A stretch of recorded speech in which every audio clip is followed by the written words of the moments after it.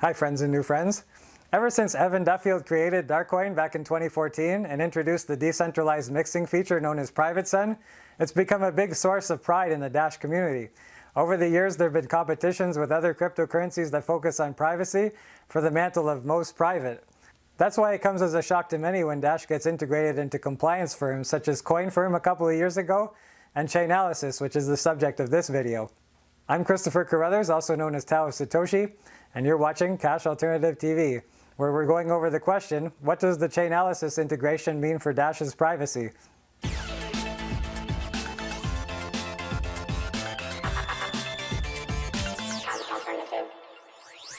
So what is Cash Alternative TV, other than that catchy jingle? Well, it's a show about cryptocurrency with a focus on Dash, which aims to be a digital cash for the world, an alternative to cash.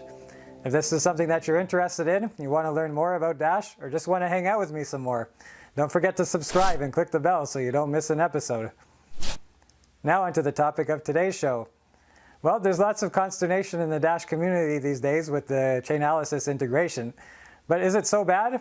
We're going to go over it in this presentation today. Without further ado, let's get into it. Hello and welcome to my presentation about Chainalysis accepting Dash and Zcash into their systems. This is big news in the Dash community these days because a lot of people in the Dash community are associated with privacy. That was the function that Dash was based on when it was known as Darkcoin, Dash's PrivateSend functionality. And it came as quite a kick in the teeth to people that might believe in PrivateSend and in the privacy of PrivateSend. And in this presentation, we're going to go over what exactly Chainalysis was saying about Dash's privacy and whether or not they actually have encountered a way to de-anonymize Dash transactions. So pay attention, this is going to be an interesting episode.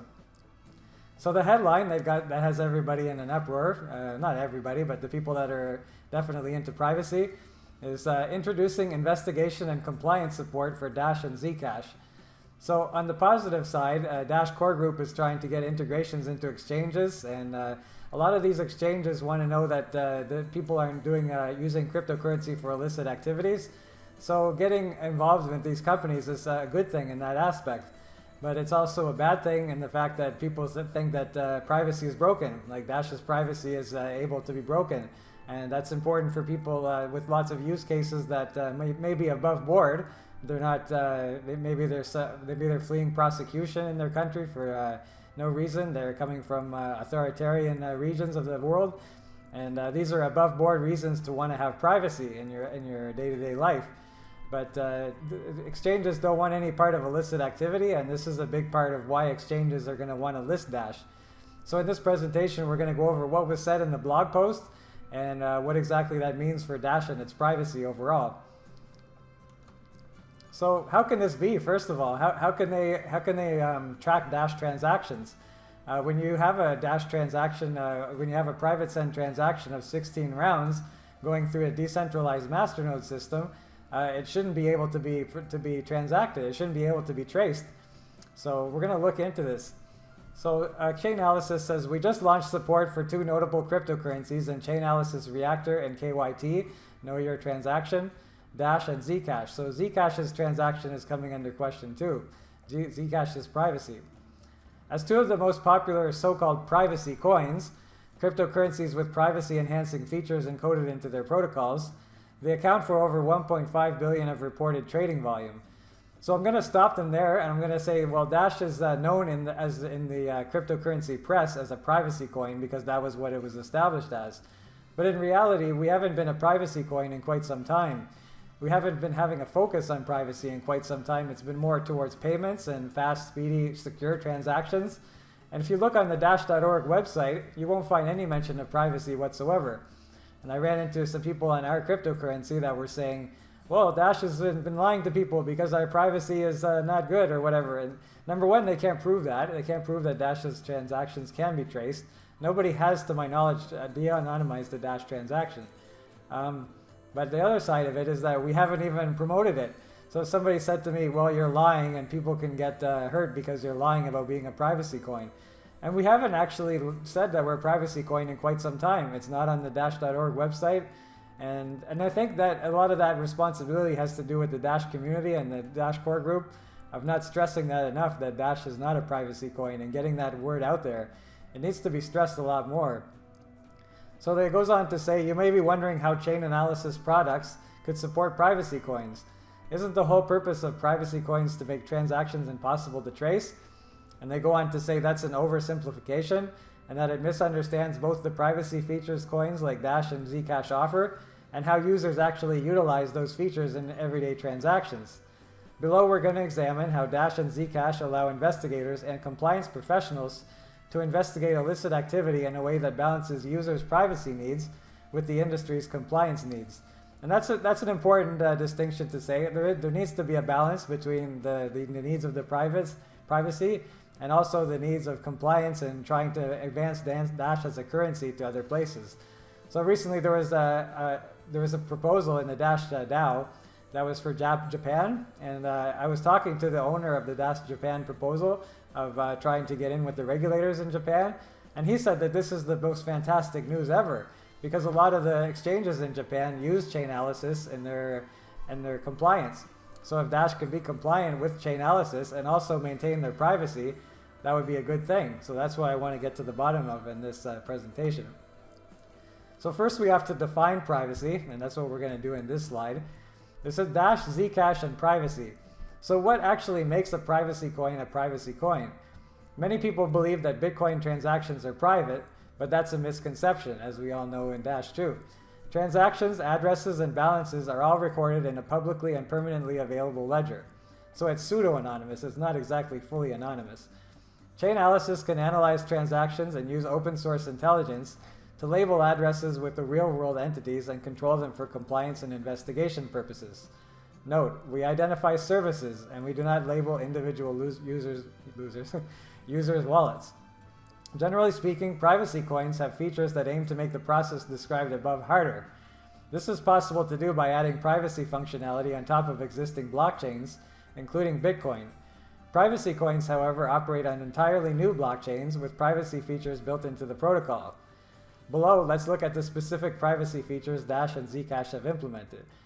So you can achieve the same level of privacy that Dash offers in Bitcoin through third-party services. It's not going to be protocol level. It might be harder to use, and you might have to be trusting of a third party. I haven't looked into too much of those. If you have any comments about that, you can leave them in the comments. But with Dash, it's on the protocol level, and you're mixing through different masternodes, and you can mix up to 16 times. And like I said before, to my knowledge, this has never been broken. And it's easy to say things. This company can say things and make a marketing spiel. But until I actually see them break down a 16-round transaction and actually say that this is who it came from, then I'm going to withhold judgment on that. So Dash's privacy function, as we all know, is PrivateSend. Dash's privacy features. Dash was launched in 2014 as a code fork of Bitcoin. Its most notable privacy modification is its PrivateSend functionality that we all use on a day-to-day basis. PrivateSend is a branded implementation of the CoinJoin protocol, such as those found in Bitcoin's Wasabi wallet and other mixers, as a way to obscure the origin of funds.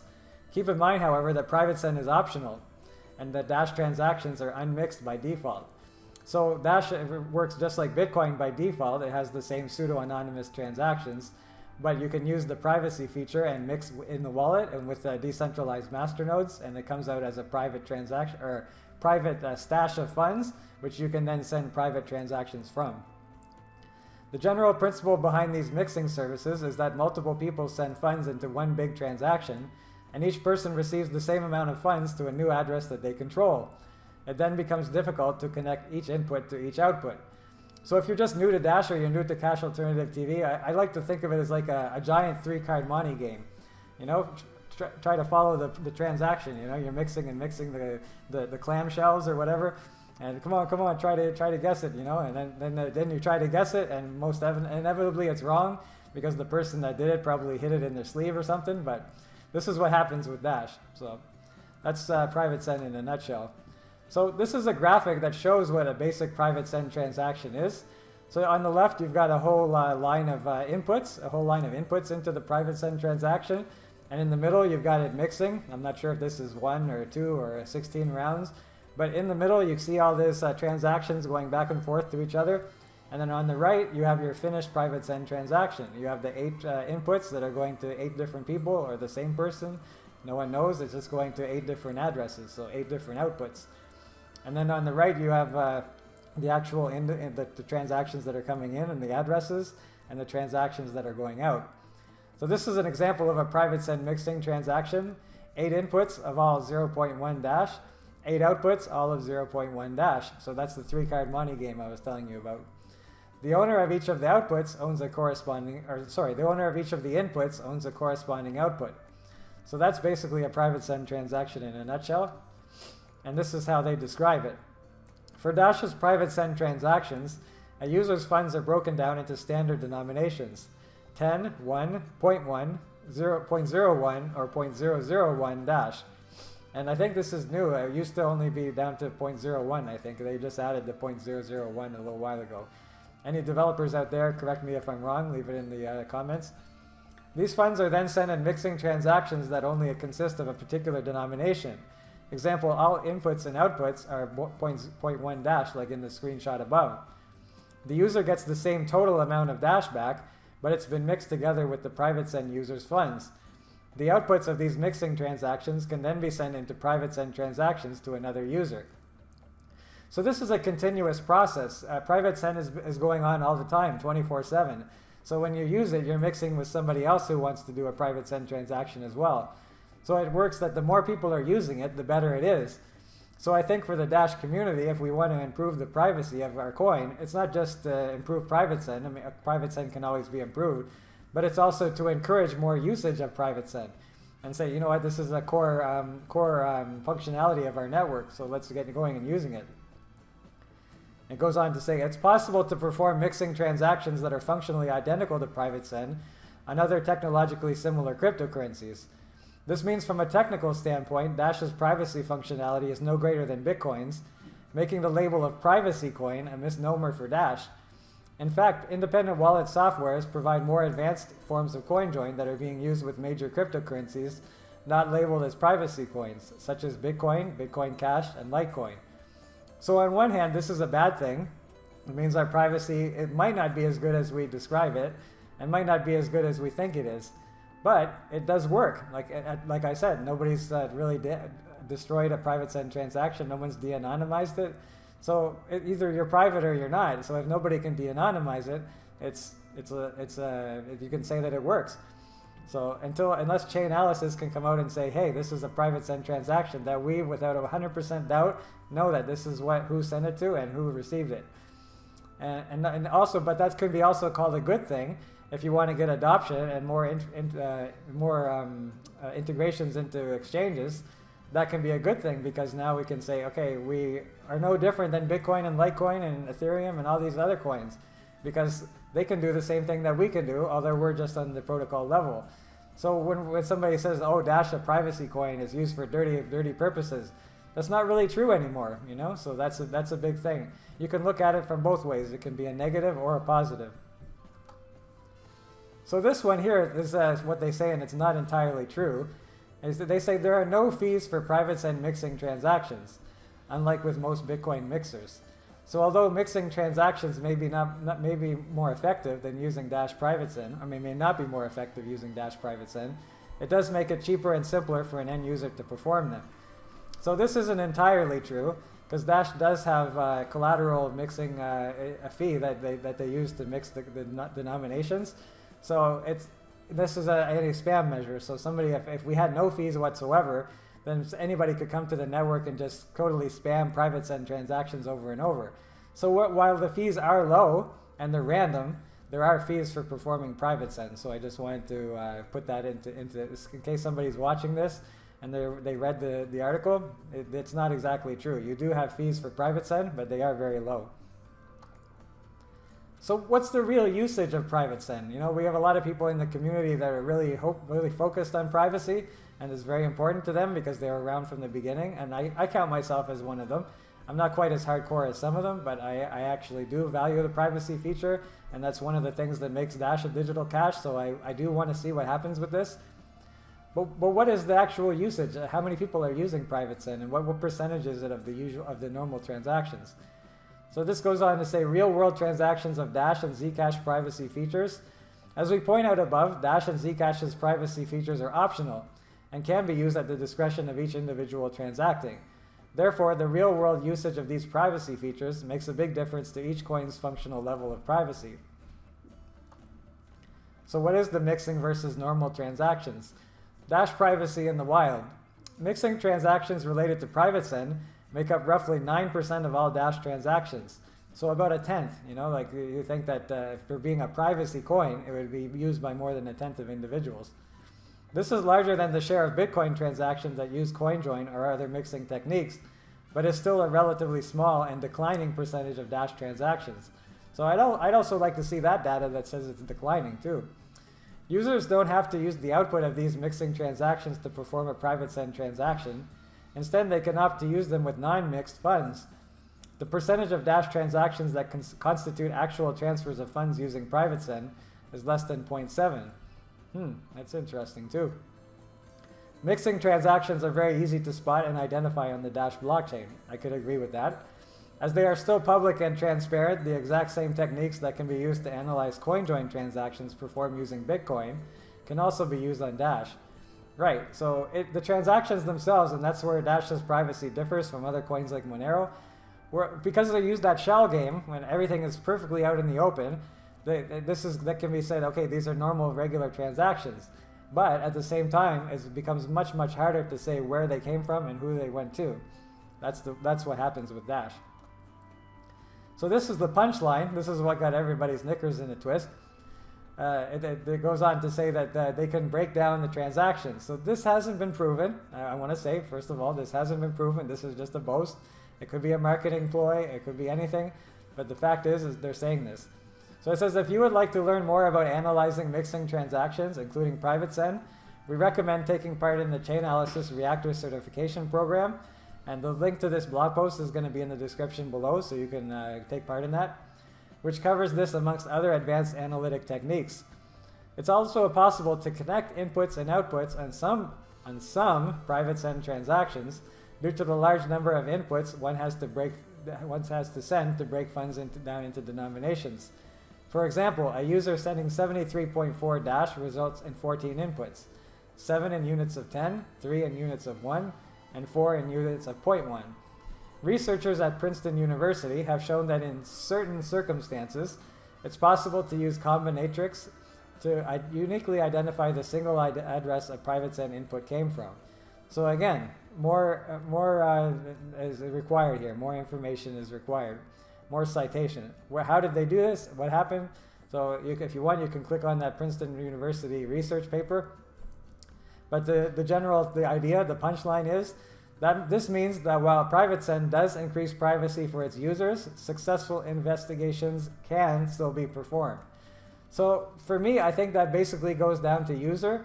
If the user does something that will make it be able to be traced, like for example, if they mix private and non-private funds, so if they mix and then they have a PrivateSend stash and they have a non-PrivateSend stash, if they use a non-PrivateSend output, then that's basically going to, a non-PrivateSend input, sorry, that's going to result in a transaction that would have a higher percentage of probability to be traced. However, if a user uses it in a good way and they say, okay, we're gonna mix all the inputs that we can, and we're gonna use 16 rounds, and it uses multiple master nodes by default, it's gonna be really, really hard to track that transaction. But at the same time, because Dash's privacy feature isn't that easy to use, and it's not that straightforward, and this is something that I can say does apply to Dash, and something that I think that we could improve as a community and as a PrivateSend in general. We should make it easier to use so these things don't happen. So if somebody really truly wants to be private, there should be a way that you can say, listen, this is what you're going to do, this is how you do it, and make it so they cannot make a mistake. Now, this is something that we can work on, and this is something that Dash can improve on. But if you follow the regulations, you follow the rules, and you follow the way a transaction is supposed to be done, and you use it to its fullest extent, I don't think they're going to be able to make it de-anonymized. And if they can prove me wrong, and I'll cover it in another CATV episode. But up until now, I'm not buying it. I don't think that if they can track a PrivateSend transaction. But Dash's interests may be blurred because we want to be on exchanges, we want to have more adoption, and some companies are very into this compliance and wanting to make sure that the illicit activity is not used in the Dash network. So it's a balance. You have to balance the privacy and the compliance. Dash and Zcash allow users to conduct transactions with greater privacy, but that doesn't mean they provide total anonymity. And again, the jury's out. The two cryptocurrencies' privacy features, both in how they're built as well as how they're used in the real world, leave room for investigators and compliance professionals to investigate suspicious or illicit activity and maintain compliance. With Chainalysis product support, cryptocurrency businesses are now able to incorporate Dash and Zcash into their compliance programs. So good news, bad news. The majority of these two coins' usage is for non-privacy purposes, and that's true. Research by the RAND Corporation on behalf of Zcash revealed that the cryptocurrency addresses mentioned on the dark web, less than 0.2 were for either Zcash or Dash. Through Chainalysis technology and our customers' vigilance, we can make sure that these coins keep being used by legitimate law-abiding people and businesses. So that's a whole other bottle of wax, law-abiding. Who makes the laws? I need to be private because sometimes the laws are not good. But, you know, again, you have to take the good with the bad. These things are not going to go away overnight. Dash's PrivateSend can be improved. And if we want people to have that privacy and we want to advertise as a privacy coin, then we're going to have to improve it. However, do we want to advertise as a privacy coin? These are conversations we have to have internally in the Dash community. But as it stands right now, people are saying that they can break our privacy in certain circumstances, and that's going to allow us to be on more exchanges. So again, we have to take the good with the bad. If you would like to learn more about how Chainalysis can help you investigate or compliantly interact with Dash or Zcash, please contact us or request a demo. So I hope you enjoyed my presentation. This was all about Zcash and Dash and Chainalysis's claims that they can de-anonymize a transaction. So if you want to have any further contact information, if you're just new to the channel or you're new to Dash, here it is. You can find out more about Dash at www.dash.org. You can find out more about Chainalysis at chainalysis.com. And if you're into this channel, if you want to hang out with me some more, you can find out all the information about Cash Alternative TV at dashnation.com/CATV. That has our full channel lineup and all the platforms that have Cash Alternative TV live on Saturdays as well at 4 p.m. UTC. So once again, thanks for watching, and I hope you have a great day. And there's definitely more information that needs to come in this integration. Bye for now. Well, that was my presentation about Chainalysis and its claims, and hopefully we're going to see later if its claims could be backed up with real-world evidence. It's undeniably a good integration from a business development perspective anyway, no matter how you look at it. That's it for me today. Don't forget to like this video, subscribe, and click the bell if you want to see more from me in Cash Alternative TV episodes. Until next time, remember, Dash is a better money for a better future, and that future is getting closer every day. Bye for now.